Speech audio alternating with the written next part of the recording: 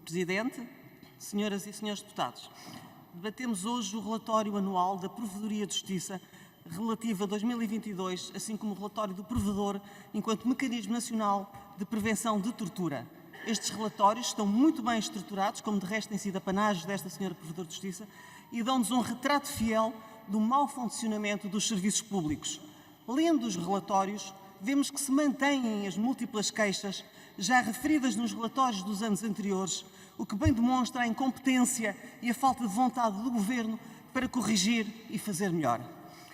Persistem e agravam-se até os atrasos na atribuição de prestações sociais, designadamente na Segurança Social e no Centro Nacional de Pensões, pondo em sério risco os grupos mais vulneráveis, o que é absolutamente inaceitável.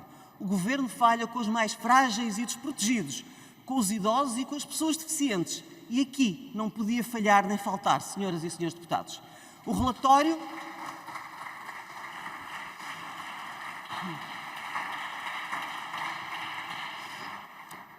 fala-nos de uma triste realidade e que é conhecida.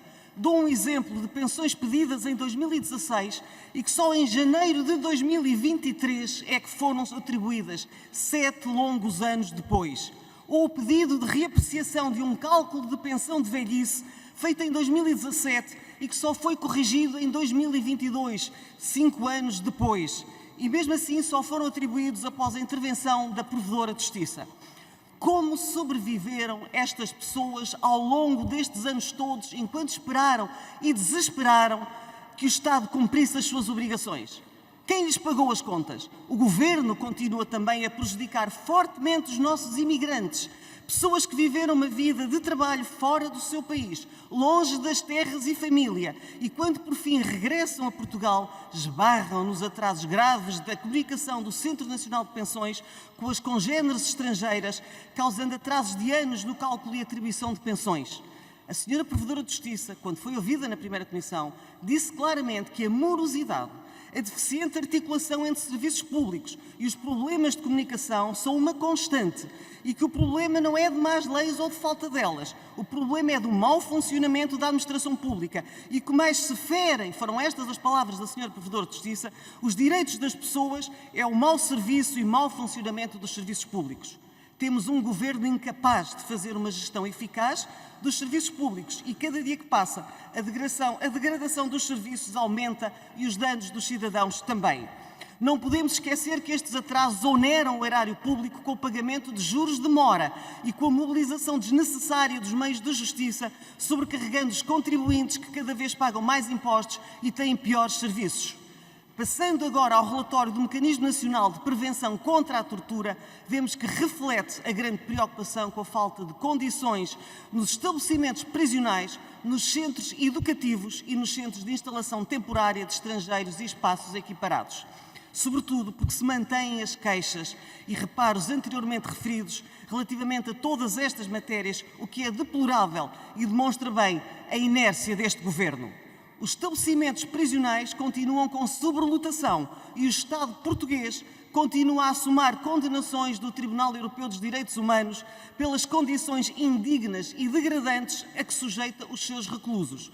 Faltam atividades ocupacionais, ensino, formação profissional e trabalho, com evidente prejuízo e repercussão na reinserção social.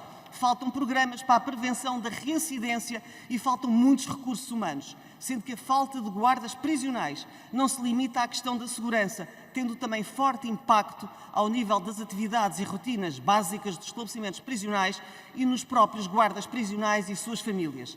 Faltam também condições nos centros educativos. E estas queixas têm sido sistematicamente denunciadas, evidenciando os atropelos à lei e a violação dos direitos fundamentais das crianças e jovens que estão lá à guarda e sob a responsabilidade do Estado, sem que este cumpra o que lhe compete, deixando-as sem a necessária educação para o direito, desamparando-as numa reclusão sem amparo e sem sequer terem acesso aos cuidados de saúde mental, negando-lhes o apoio indispensável para terem um futuro condigno. Já basta a desproteção destas crianças, o Estado tem que fazer muito mais.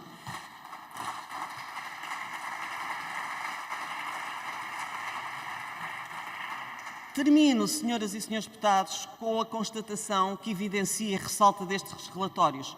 Em mais de 8 anos de governação, os resultados que o Governo apresenta são francamente maus. Muito obrigado.